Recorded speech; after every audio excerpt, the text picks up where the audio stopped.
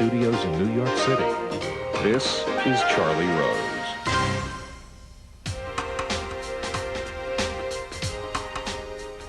Conan O'Brien is here. For 13 years, he's been the host of Late Night on NBC. In 2002, he served as host of the Emmys. The LA Times said he delivered one of the funniest opening monologues in Emmy history. Here is a look at him in action. In an effort to get a really big rating, NBC has asked me to develop a love interest on the show tonight. It gets worse. Right here, right now. Yeah, this is clearly an idiotic idea.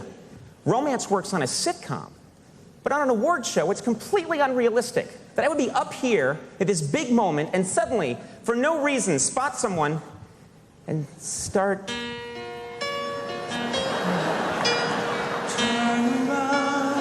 Every now and then I get a little bit lonely.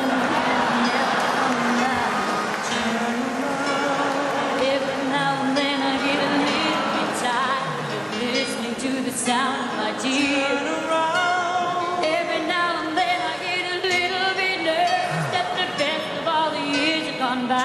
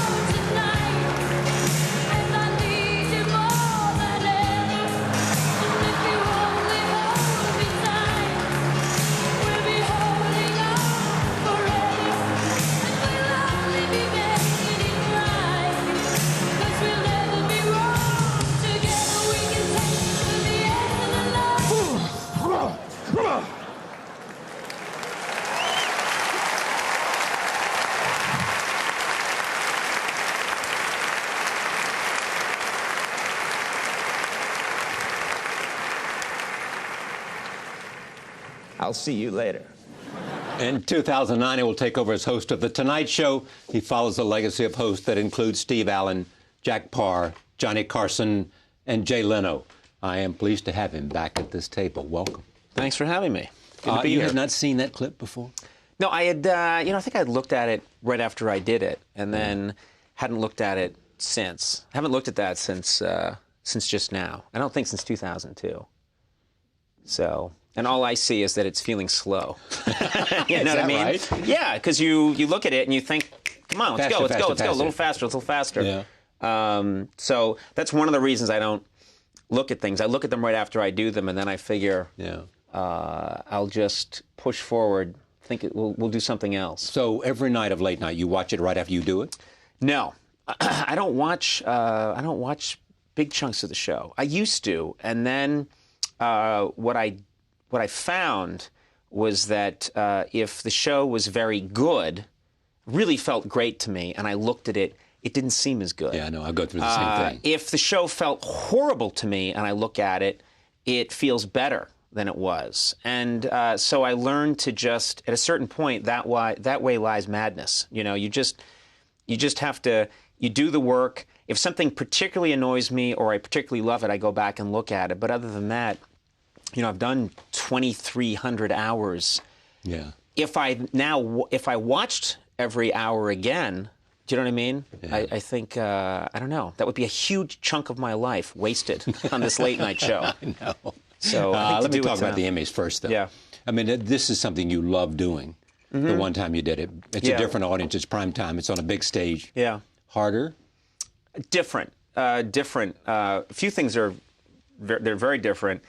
First of all, when I do Late Night with Conan O'Brien, that's an audience that's come to see me. Yeah. Predominantly. Every now and then, we'll have Bruce Springsteen on our show, or U2, and I'm aware that there's a chunk of the audience that's here tonight that's here to see U2 and Bruce Springsteen, but a lot of the times they're there to see me. Not the case when I do something like the Emmys. So it's important to remember that. It's not my show. I'm there to host, which means try and be funny, try and bring a little bit of my personality to it, but also remember to stay out of the way. This is not, America's not tuning in to spend 3 hours exclusively with Conan O'Brien, which angers me, frankly. Well, they should. They'll learn. They will learn. You know, after a number of Emmys, they'll get it. They'll learn, yeah. But there is also this. It is a big stage. I mean, some people in reviewing Oscar hosts have said they couldn't translate to that larger stage. Right.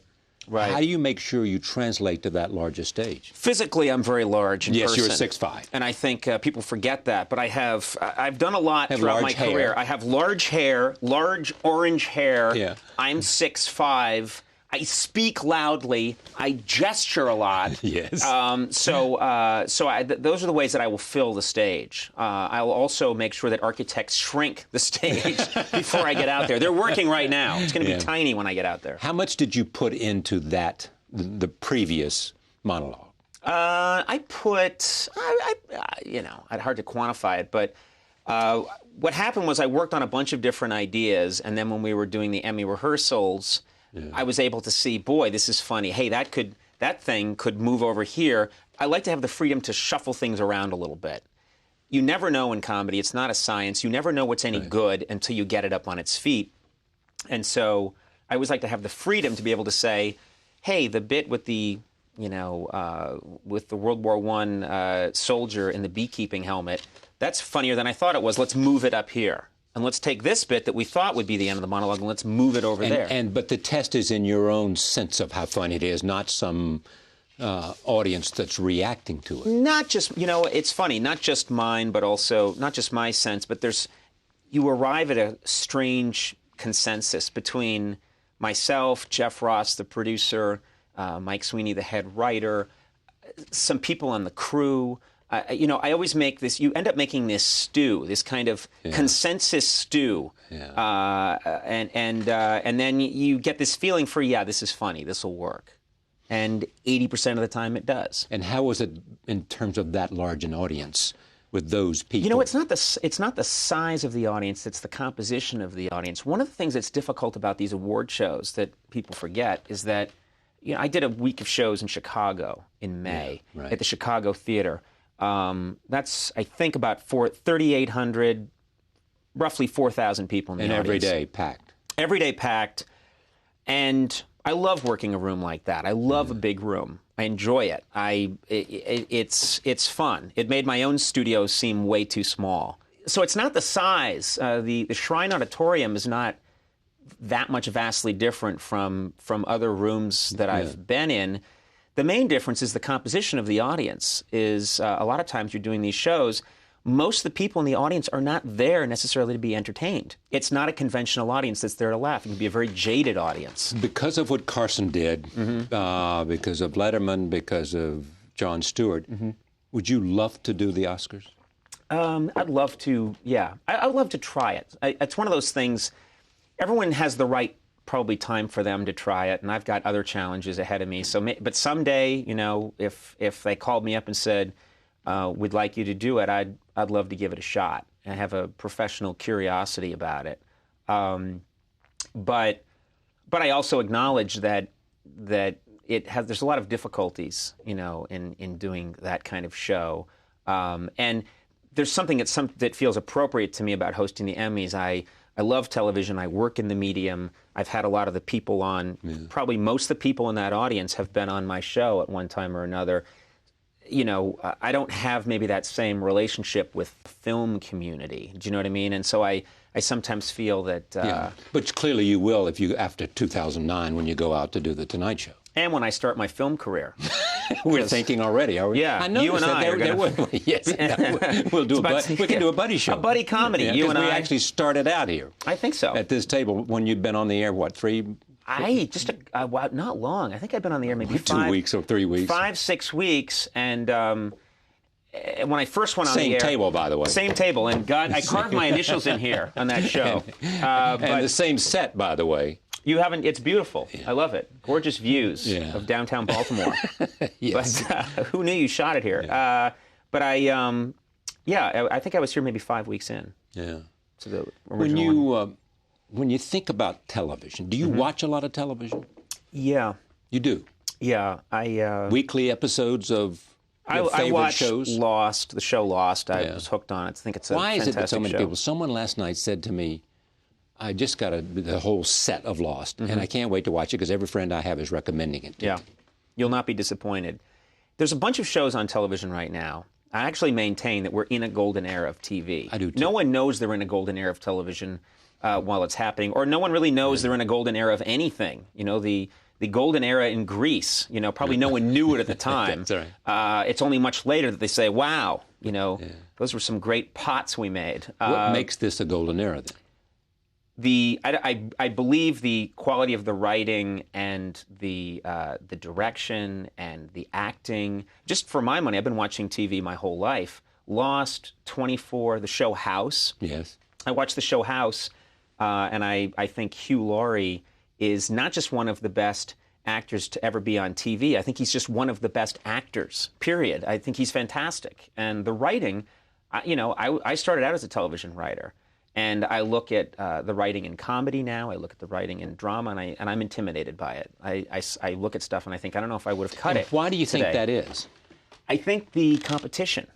I actually think there's more television than there. You know, we lived in a world, as you know, with 3 networks. Yeah. This is stuff we'll be telling our grandchildren someday. I tell you, we just had 3 networks. Yeah, we had Three's Company, kids. That was it. And There was something called CNN. Yeah, we had Welcome Back, Kotter, And they'll say, what is television? What is television? Yeah. They'll say, oh, you mean that gas we inhale that makes us see episodes supplied by General Electric? And I'll say, yes, but we called it television. No, I think there's so much more television now, and I think to stand out, the writing had to get better. And I think there's a freedom in television that a lot of people aren't finding in the movies. So I'll watch a Lost episode. I don't know what's going to happen. I really don't know who's going to live, who's going to die. I don't know what they're going to find. You watch an episode of 24, you watch an episode of House, and I think the overall quality of the ideas is a lot higher sometimes than what you see in the movies. Yeah. And I think it might be because there's more competition. And I think clearly increased competition has been good for late night shows as well. There are more late night shows, and I think there's more television, there's more comedy on television, and it's forcing all of us to work harder than we probably would have. If I had a monopoly on late night shows, I don't know that I'd be working as hard as I do. But I know that I'm competing with all these other shows out there that are coming up with great ideas, and I'd like to try and stay in the pack or come up with something that they like. I watched George Stephanopoulos, among the others, on Sunday. He now does this sort of bits from all the shows, and you were on this weekend, and others are on. And it seems to me, I don't see all the monologues, but it just seems to me that there's a lot of focus on political events, Bush, and everything else. It's always been true. It was true with Carson. Sure. It's true with David. How do you keep up? Is it watching television news? Is it reading a lot of newspapers? Is it having a bunch of writers who do all that? Yeah, I haven't read a newspaper in years. I don't know what's happening. No, I'm kidding. No. I thought you were going to say I just watch television news. Yeah.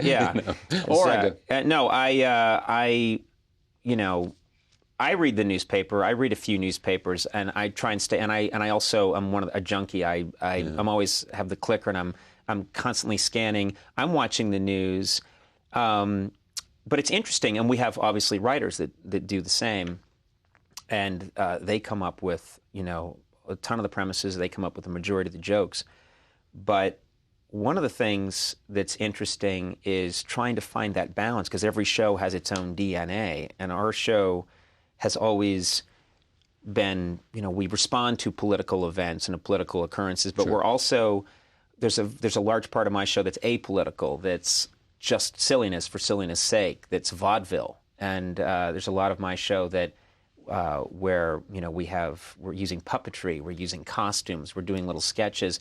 We live in our own bubble to an extent as well. So it's always trying to find that mixture between commenting on Raul Castro's ascent to power, but also doing a really silly sketch where the devil comes to take me away in the middle of the show and whisk me away through the double doors. That has nothing to do with anything in the news. Does Jon Stewart and Stephen Colbert represent anything new? I mean, is it a trend or a direction or? I don't know. I don't know if it's. I think what's new about it's more use of video clips, but then you've done that for a long time. Yeah, I think what's new about it is that it's the degree, and it's not just their shows, it's all the shows. It's the degree to which you can specialize now. Do you know what I mean? I think in a 3-network world, it was hard to specialize to that degree. Now, these different shows, John's done it brilliantly, and Stephen Colbert's done it brilliantly. They can specialize. There used to be shows that could comment on the news, but then had to do other things as well. And you really feel like, well, now they have the freedom to just take, in a half hour, take that to a further degree than it's been taken before. But all of those are on cable, and therefore the audience does not have to be as big for multiple reasons. Number one, they repeat themselves a lot. Number two, they get subscription money as well. Right. Well, I mean, it's all changing so much because you wonder, at some point, I mean, American Idol is the counter argument, but at some point, how much is TV going to be all specialized to that degree? Do you know what I mean? We're going to get to a point someday where everyone's sort of working a certain very specific niche. I can remember when they first had Food Channel, and when they first had a golf channel, and now they have a tennis channel, and now they have a racing channel. And every time they would develop one of those, I would say, this is not going to work. I mean, there's not that many people who want to just watch a golf channel. And in every case, the specialization has succeeded. And the people who did it have made a ton of money. Yeah. I mean, what I keep saying, I say it once a year. I go and I speak to the comedy show. Yeah, I go and I speak to the pages at our show. This is great. Yeah. But I'll tell them. They invite me to talk to them, and what I've been saying to them for the last 2 years is this business is changing so drastically, and believe it or not, you guys may have the solution to what television is 2 years, 3 years from now. Because they're trying to figure it out at General Electric and NBC. It's up for grabs right now. I honestly don't know, what TV is going to be a few years from now when I'm hosting the Tonight Show. And what is your lodestar? I mean, in other words, as you think about this, simply to be true and authentic and sort of allow what it is that makes you funny among your friends flower on TV. Yeah, it's the old Irish saying, go with what brung you. So dance with the girl you brought. Yeah, exactly. Well, no, I don't do that. The girl I brought, like that girl over there. But and dancing is a different thing. Yeah, I if you're going to confuse my old Irish sayings, I'm leaving and I'm taking this oak table with me. Is it oak? It is oak. Beautiful. Something called tiger, Wonderful. whatever. You see that? Taste the grain. Yes, indeed. Beautiful. I just poisoned myself. What's worked for me is I came on the air and people were skeptical and they had every right to be. You had a 1-week contract, was it? Or I don't even remember. 1 week might be generous. They had an egg timer, I believe. They just You're kept not good flipping it over. By the time all the sand goes to the bottom, then it's over. What worked for me is I have a way of, or a certain persona that I've had since, that I developed and which probably I refined in 1971, that I was using in elementary school, high school, college, and I've just been developing it my whole life, and that's it. And I have a lot of people that say, well, what are you going to do, or what's your strategy for the future? And I think, keep trying to develop this thing that I've been doing and take it to the next step. And that's all I can do, really. I mean, I have the cat's out of the bag. I mean, there's 2,300 hours of footage of me trying to entertain people. We more or less know what it is that you do, that I do, and we know it works or didn't work, and now we know it works. Right. Yeah. I hope. Well, of course it does. But there is also this: you in the beginning, you didn't want to watch other people like Letterman say. Because you want to make sure, and actors are this way, whatever he was doing was not creeping into your show. Yeah. Now that it's out there, and now that your instincts are such that you can do that now. You can watch other people without worrying that you're going to do their act. Yeah, I can. I still find that I don't, when I come home at night, my wife wants to watch TV, she's always saying, let's watch this comedy or that comedy. Well, the last thing I feel like doing when I come home is, I want to watch the Germans invade Poland. I want to watch Mussolini strung up by his heels. I want to watch very dark historical. And the stuff I read is, I'm always reading the, biography of Jackson or anything that's as completely removed from what I do for a living as possible. But yeah, I don't obsessively watch other people. That doesn't help me. That doesn't give me any kind of creative insight. I like to see what other people are doing and admire it, or say, gee, I don't know, I'm not wild about that. But in general, I don't love to sort of obsessively study other people because it doesn't do anything for me. You know, I feel like. But do you learn from watching yourself, or do you think it's somewhere now that it wasn't, say, 5 years ago or 10 years ago? I don't know. I'm pretty self-critical, and I don't enjoy. I mostly don't enjoy watching myself. You know, I just tend to see. I tend to see what could be better. I mean, like the timing. I just look at the timing, and every now and then, if something's really good, I like it. But it's usually a dead-end proposition because there's an 80% chance I won't like it as much as I thought I was going to, and then I'll get into a funk. And so I'm sort of screwed either way. It's hard for me just to watch. Hosting The Tonight Show was the dream? You know, I can't really say it was the dream because it seemed so. It was so much out of my power that I don't like to. Yeah. Maybe I don't want to. I don't know if this is a Catholic instinct or not. I don't tend to want things that maybe I can't have. You know what I mean, or that maybe aren't within my grasp. I don't want to get my expectations up. I don't want to want something too much that maybe not be possible. So I think for so many years I just worried about doing a good late night show. I didn't think about it that much, and I didn't really know if the timing was going to work out for me. Do you know what I mean? It's a little like becoming Pope. It's very hard to. The other guy's got to die. Or yeah, exactly. I mean, hope not. But you know what I mean? It's very hard to have a plan to be Pope. Yeah, I know. I had one, and it hasn't happened. So and it's unlikely to happen. Yeah. There is also this. Your contract was coming up. Mm-hmm. Is that what made it happen? Because they knew Fox was preparing just to back up the truck and dump a lot of money to get you to come over, and so they said, "Look, we don't want you to go. What would it take to keep you?" I think the go around with Fox had happened already once, and I had resisted the truck full of money, and it was a truck. Yes, it was a big truck, according to what I hear. Yeah, much bigger truck that NBC had been dumping into you. It's not a good way to carry money around. First of all, a lot of coins and money were flying out of the truck. They need to cover the truck with a tarp. But I don't know. I was always mindful that what I would like to do when I had this go around with Fox, and I thought about it, I knew that it meant a lot to me to have my career stay at NBC. I have a body of work that which can sound highfalutin, but this is what you only get one life, and like it or not, I've put my life into doing this show, and I've put everything into it. I've put my bone marrow into doing this show. I have sweated over this show. And over 13 years, I put everything into it.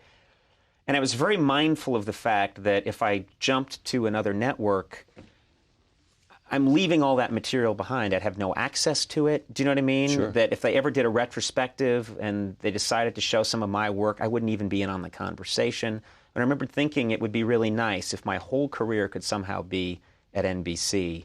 Wouldn't that be terrific? Because I would look at all the work as one piece, you know. I wonder if that happened to David when he went to CBS. You know, it's funny because I had that way in the back of my head. I mean, I don't know the man well. I've talked to him, a number of times over the years. He's always been extremely, nice and gracious to me.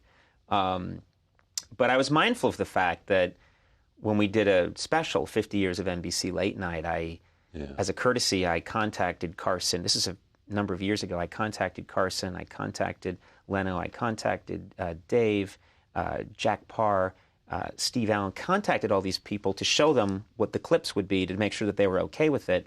And I remember it occurring to me that, this was strange that Dave had to rely on me to send the tape over. Do you know what I mean? Which I thought, I just feel like he should be stay at the same place. He should, and I feel like he should have say over. That's the work he did. He was there. He should have some a power over how that work is shown or seen, and that's just, I guess corporate America doesn't work that way. So I don't know. I was mindful that that meant something to me, and that's something that I don't know. Maybe most hosts in my position wouldn't be thinking about that. Yeah. But I always flash forward to me in 2030, sitting in an empty room in the attic. In a T-shirt, watching tapes of my show and drinking scotch out of a golf shoe, and I'm there and I'm looking at my tapes, and I just want to know that I can get them. Yes, they're yours, and you can see them whenever you want to. I can see them whenever I want. Other than having to Why call am I up. drinking scotch out of a golf shoe? That's Johnny Carson called you 2 or 3 months before he died. Yeah, he didn't. It was. Believe, because I want to get this right, that I think it started because right after it was announced, about a week or two went by, and I believe that my producer Jeff Ross was talking to Jeff Sotzing, right. And mentioned that. Who is Jeff Sotzing? Jeff Sotzing runs Carson Productions, right. And mentioned that Conan would be thrilled to talk to Johnny, and I was I don't want to impose all that, I don't want to try and solicit a phone call if Johnny Carson doesn't want to do that, but Jeff Sotzing said, I'll run it by Johnny, and the next thing I know, I'm on the phone with Johnny Carson. And this would be in, I think, early October of 2004. Yeah. If that's right. It was not long before he passed away, which is surprising to me, very surprising to me in retrospect, because he sounded great. His voice was a little different, but sharp, extremely sharp, and he was terrific. And what was the conversation about? You, primarily. Yes, he said. He said a lot of stuff. When is he going to change his set? Yeah, he just doesn't think the table's working. No, the conversation was... The things that stand out in my head is he called me kiddo, which was and I said I would do my best to take care of the franchise. I said I really try and take care of the franchise, and he said, "Pretty good franchise, isn't it?" Sort of proudly, I think, but sort of also he had a bit of a. What's nice is that so many people have elevated him, put him on this sort of, given him this, put him on a giant marble pedestal. Which is correct, but at the same time, I think I get the feeling Carson, what little I know about him, would have been impatient with that, because he was very practical talking about the Tonight Show, and he was talking. I've said this a few times, but he was talking to me as if I had just purchased a Plymouth Valiant, a 1966 Plymouth Valiant that he used to own, and he was fun, and he was saying, "Yeah, doesn't do great in third." The fluid leaks from the brakes, and watch that left rear tire, it squeaks. Do you know what I mean? He was telling me, look, you'll have nights that go great, you'll have nights where you don't know what you're doing out there, but at the end of the week you'll find that it usually breaks in your favor. And I thought, that's a very dispassionate, practical. I mean, this is Johnny Carson saying it, and if he can say that, he's probably the only one who could speak that way about Johnny Carson's Tonight Show. No one else would speak about it so humbly. We're going to watch now several clips coming out of Late Night. Okay. This is you interviewing Will Ferrell and Tom Hanks. Your very able staff sent this over. Okay. Here it is. It's amazing that you do your own stunts. It's almost like it sounds like you're the kind of guy that lives. Yeah, it's like let's be on the edge. I mean, action and danger kind of follow me wherever I go. I'm just kind of used to it. You know what? I'm sorry, Conan. Look out, ninja attack. What are you talking about? Hold on. Oh my God!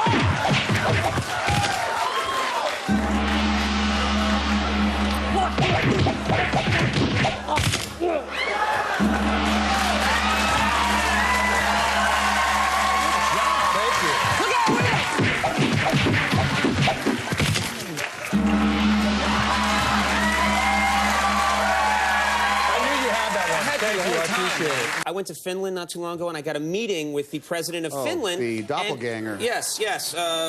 What's her name? Her name is Tarja Halonen. Of course, you look like a woman who runs a country. I'm sure that I look like a guy. I have the same haircut as a guy who runs a country.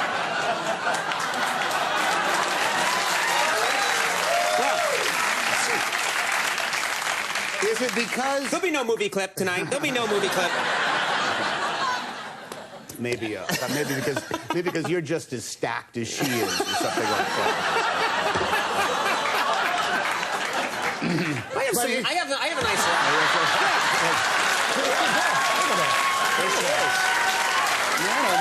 It is chilly.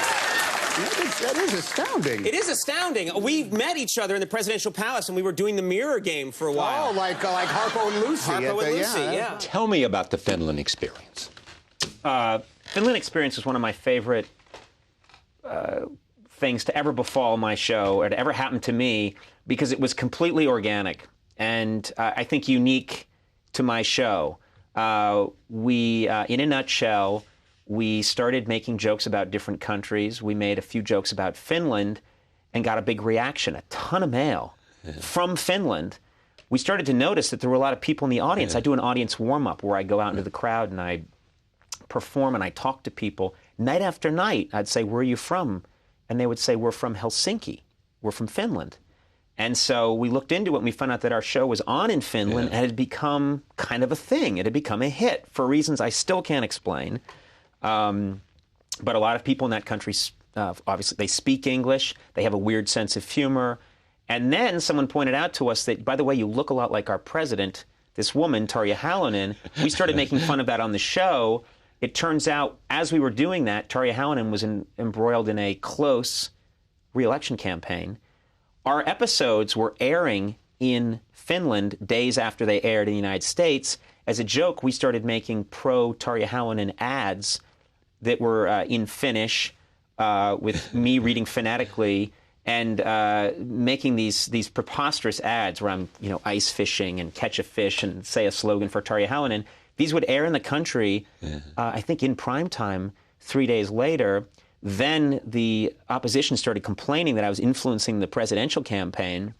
This made it into the American media. The American media started writing about it.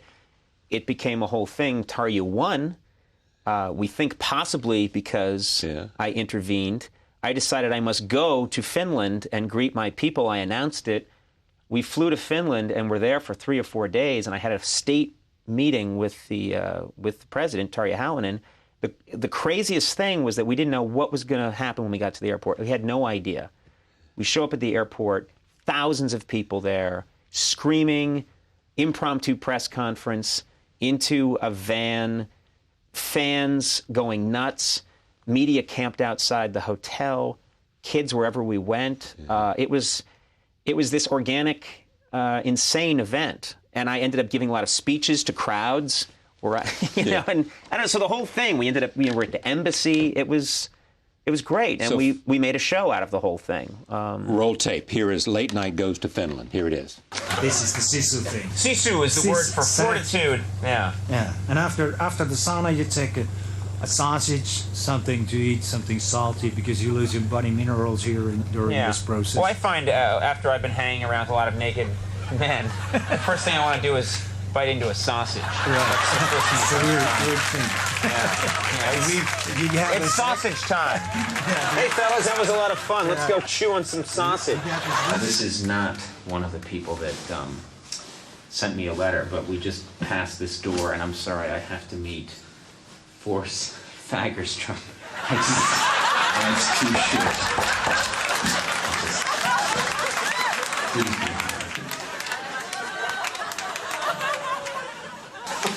Please. I'm just gonna wait. I don't care. I don't care how long it takes. I've got to meet Force Fagerstrom. Oh, he's not home. Fagerstrom! Get out here! Fagerstrom, I know you're in there! I know you're in there, Fagerstrom! I'm sorry. Let's say this. Let's get out of here.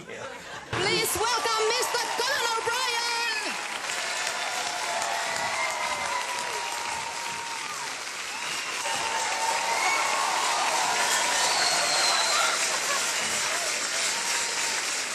Thank you. Thank you very much. First of all, I'd like to thank you for this award for looking like your president. Thank you very much.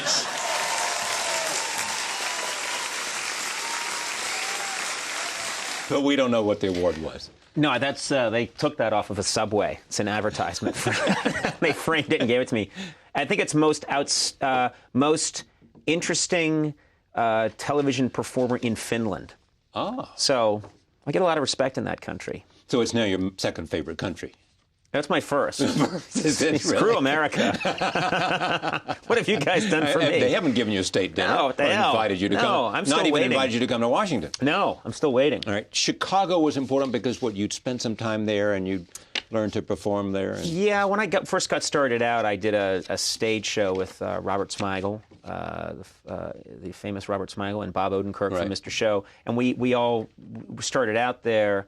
And that was where I got my first real taste of performing. I'd done a lot of improv before then, but we did a stage show that really actually wasn't that successful, but I loved it. Sometimes it's when you do something and you love it, even if it's a failure, it tells you something. So we always wanted to come back. What did it tell you? Get out of the business. No. It told me seriously that there was some sense of evolution of saying, "Boy, this is." You know what I always knew? I always knew, even when everybody else in 1993, when I was doing the show, was thinking, "Why is he there?" I remembered thinking, "This is interesting to me." Every time I go up in front of an audience, I enjoy myself. Do you know what I mean? Yeah. It doesn't. In the beginning, it didn't look like I was, but I enjoyed being in front of audiences. And Chicago told me that. That was 1988. Tiny theater, Victory Gardens Theater, and I loved everything about it. I loved being backstage. I loved the bad food. I loved the late hours, and that's when. So, long story short, we decided to go back. We announced we were coming, and that we'd be doing shows in the Chicago Theater, which is just the beautiful, like one of the palaces, American palaces, for theater and live events and. The place sold out instantly. I mean, we couldn't scratch the surface. We couldn't meet the demand. And these people lined up. It was raining. It was cold for a lot of the week, and they would stand there to get in. And best audiences ever. I mean, they were fantastic. Roll tape. This is Late Night in Chicago. Does it help if I jump in with things like my baby done left me and I jump in with like, I hear your baby left you? That's right. And then you say a little something. So let's try it. You sing the same song and I'm going to try and jump in. My baby's gone. I heard your baby left you. And she won't be back no more. Well, you don't know that for sure. She might come back sometime. You can't assume something negative, yeah. My baby left me. You already mentioned that. You said she left you. We got that information. She won't be back no more. Again, you're being very negative. She might come back at some point. Maybe she left something behind. She's got to come back and get it. You say I stay up all night, people. Well, maybe she try Ambien. Dogs is howling. Well, that can be annoying. I don't know much about your folks. What did your dad do for a living? Well, Daddy was a cop on the east side of Chicago. Back in the good old days, back in the USA. When a man named Al Capone tried to make this town his own, and he called his gang to war against the forces of the law. I heard my mama cry. I heard her pray the night Chicago died. Brother, what a night it really was. Brother, what a fight it really was. Glory be. I heard my mama cry. I heard her pray the night Chicago died. Brother, what a night the people saw. Brother, what a fight the people saw.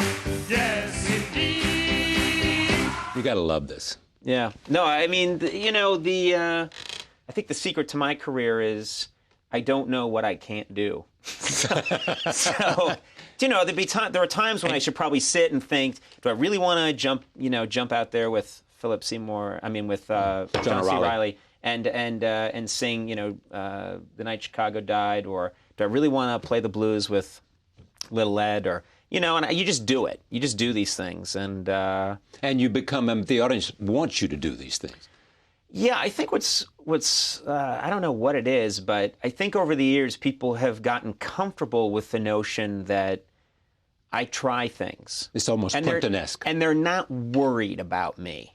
Do you know what I mean? I think that's the key. People aren't worried about me getting hurt because I can, you know, I'll give it 100%.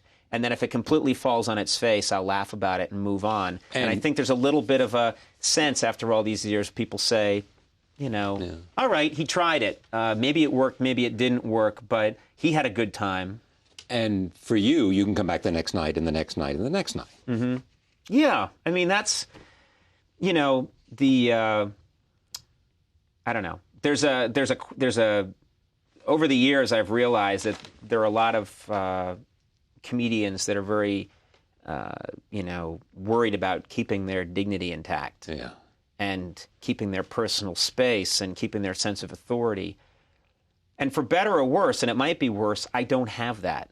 You know what I mean? I'm not, the people that I've always liked growing up, and I'm not just talking about late night comedians, I'm talking about anybody in movie, in film, and, you know, the people I liked, Peter Sellers, they would let it all hang out. You just go, you know. If you look at a lot of those old classic Carson clips, he's jumping into hot tubs with Don Rickles. Right. He's jumping through fake walls. He's, you know, he's falling on his ass. He's dressed as Floyd Turbo, and you know. So sometimes I look back to that and I remembered, well, you know, Johnny just went for it. So, you know, for better or worse, you know, I'll try. I'll get out there, and I'm very physical, and my wife is always horrified. I'm always coming out of the shower just covered in bruises, and she'll say, "What was that?" And I'll say, "Oh, I did a bit. You know, we had, you know, Jeff Garlin on the show, and he and I rolled down a flight of steps, you know, and I hit a fire hydrant." It is said about you that you first saw the Carson show when your father would watch it every night. Yeah, my dad was one of the earliest fans of late night TV, because my dad's a doctor, and he said when he was early in the 50s, when these shows were just starting, Steve Allen was just getting started, he was up then. He was always in a hospital, residency, or, you know, he's always stuck somewhere, and he was always, you know, in a tiny room with a tiny black and white television, watching Steve Allen, then Parr, then Carson. And my father would always say the same thing: "I'll just watch the monologue. I've got to get to bed." He'd wear this old green robe that we just got him to throw out like a year ago. Does he still teach at Harvard Medical School? He does. Well, he's working a lot with a project that he's been working on for a long time on antibiotic resistance and trying to map it. And he'll be horrified if I try and explain it, because I'll butcher it. But so you'll have him on tomorrow to talk about it. There's no show business in your family. God, no. No, I was as far removed from show business. I didn't know you could. I didn't think that you could have a career in show business. I'm still not convinced, by the way. But I didn't know for the longest time. You know, I didn't think it was something people did. I had no idea. I loved show business when I was a kid. I loved the idea of being an entertainer, but I put it all aside. I thought that's insanity. But what did the Harvard Lampoon, what did that do for you? What did that tell you? The Harvard Lampoon, when I got on the Lampoon, I was 18. And, you know, I came to college, I came to Harvard, and like everybody, am I going to have an identity? Am I going to get lost in a sea of these brilliant people? What do I have to offer? And I was the only person selected that year, the only freshman selected to be on the literary board for my writing. And I remembered suddenly feeling like, wait a minute, that's an identity, and why did they choose me? Maybe this is something I could do. And the big revelation to me on the Lampoon was that you could. Up till then, I've always been a really hard worker. I think that might, you know, I come across as this happy-go-lucky. I'm an extremely hard worker, and I'm very intense. And up until then, everything I had achieved in life had been backbreakingly hard for me. You know, I felt like I had taken a huge effort to get good grades and to write a good paper and to do well. It had all been a lot of effort and a lot of anxiety. The Lampoon was the first thing I did in my life where I exceeded, and it felt effortless to me. Yeah. You know, I'd write something down, or I'd come into a room and say something, and everybody would laugh. Yeah. And when you're 18, the upperclassmen are 21. A 21-year-old, when you're 18, is an adult. Sure. And I remembered thinking, these adults are taking me seriously, and they seem to perk up when I come into the room. Then they put me in charge of the magazine at a very early age, and so all that had a big effect on me. It made me think, wait a minute, maybe there's another way to go. Maybe I could do something that actually isn't agonizingly difficult and depressing. Maybe I could do something that I enjoy doing for a living. When you become host of The Tonight Show, how will it be different? You know, it's such a hard thing to talk about because I'm the worst person to answer that question, because I'll be in it and I'll be doing it. And you'll find out. I will find out, and people will find out with me. I will start by doing the best first episode of The Tonight Show I can do, and then I'll try and do the best second episode. But, you know, I'll be a few years older than I am now when that finally happens. I think it's 2030. This is all good. I think it's 2009. It's 2009. You'll be how old in 2009? I'll be 46. I'll have just turned 46. You'll go to Los Angeles to do the show? You know, no one specifically said yet, and things can always change, but my assumption is, you know, Johnny moved it there in 1972, and it's not broke, so maybe you don't try and fix it. You know, it's been a strong franchise. It's been a real Hollywood franchise, so I think, and maybe that could be good for me. It might be good for me to move out there. It might be a creative kick in the butt. But you don't think you need a creative kick in the butt? I always think I need it. Do you really? Yeah, I mean, I just think by the time you're constantly looking for ways to get better, and you're constantly looking for ways to approach it in a different way. Jay has been gracious about this. Extremely gracious about it, yes.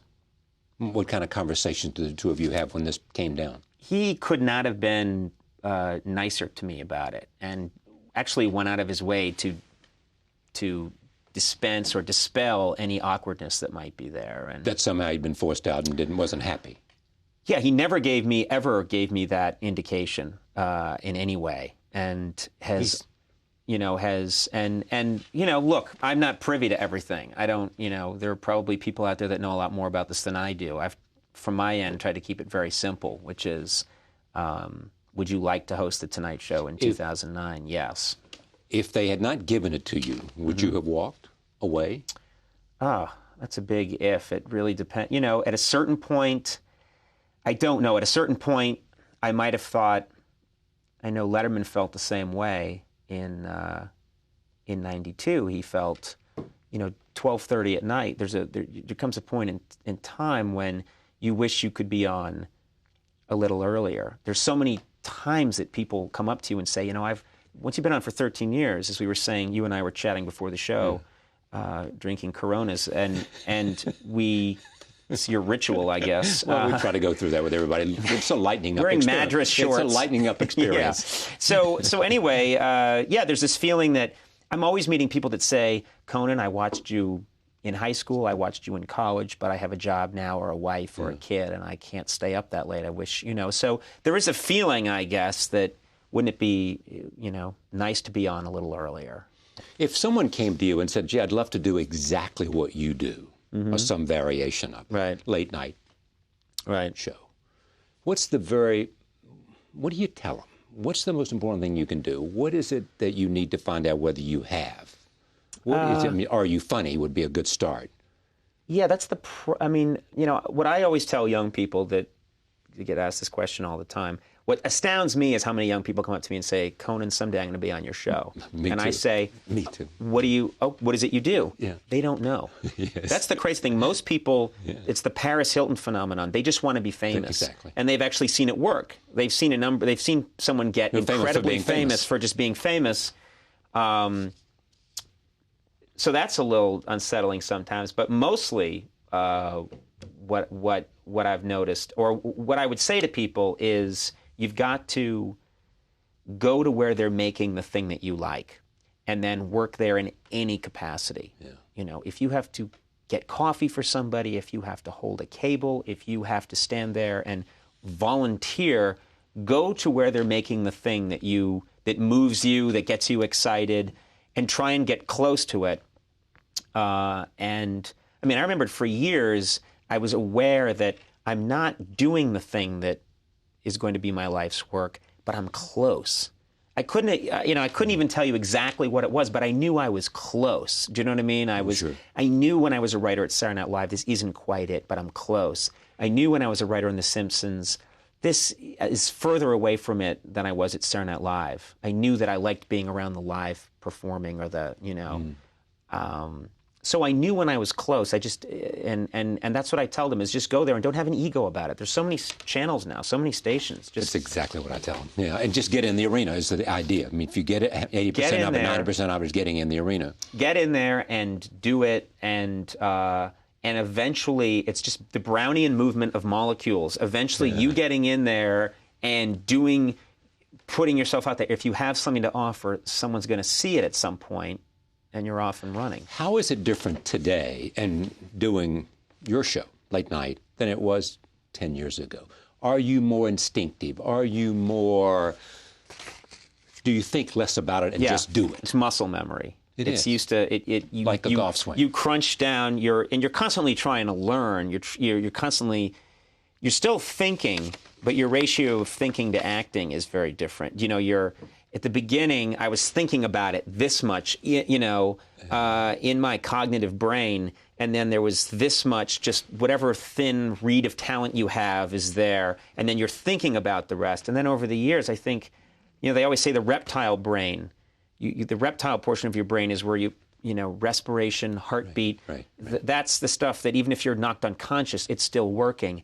I really believe a lot of my talk show or comedy instincts are now in my reptile brain, that you could knock me out and my heart would still beat, I'd still breathe, and I'd still be asking Lindsay Lohan, you know, some stupid question. You have become, some way, as part of your DNA, it's become part of your DNA. Yeah. I mean, I think a lot of it is you have to have some ability, but then it's just how much will. I really do think there's just I think people underestimate. It doesn't sound sexy. It doesn't sound cool. How much do you want it? Work ethic, wow. You know, and just how badly do you want it? And there have been, you know, many times in the, you know, throughout the years of doing my show where I've thought you could shoot me in the chest before I walk out there, and I'll still walk out there and do that show, and then I'll come backstage and die. But we're doing that show.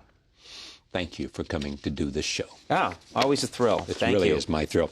The Primetime Emmy Awards will air on Sunday, August 27th. Sunday, August 27th at 8 p.m. on NBC. Late Night with Conan O'Brien, Monday through Friday at 12:30 a.m. on NBC. Conan O'Brien for the hour. Thank you for joining us. We'll see you tomorrow night.